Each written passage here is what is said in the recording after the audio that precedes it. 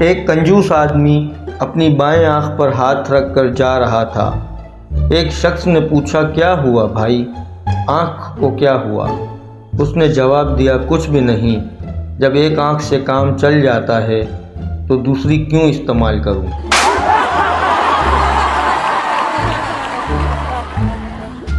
بیوی فون پر، جلدی گھر آئیے، منّے نے سوئی نگل لی ہے۔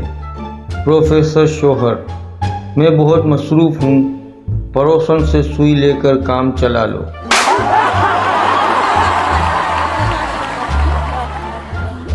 ڈاکیے نے ایک محلے میں ایک لڑکے سے پوچھا کہ یہ فلاں شخص خالد کا گھر کہاں ہے؟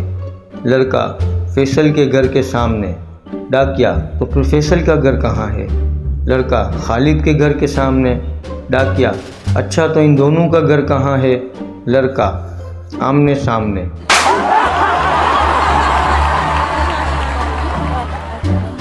بیوی، آپ نے جو گلاب کی کلم لگائی تھی اس کی جڑ ابھی تک پیدا نہیں ہوئی۔ میاں، تمہیں کیسے پتہ؟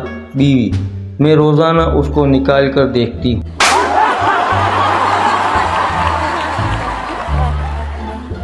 ایک دوست دوسرے پر روب ڈالتے ہوئے، اگر میں صبح اپنی کار میں بیٹھ کر اپنی زمین دیکھنے نکلوں تو شام تک پوری زمین نہیں دیکھ پاتا۔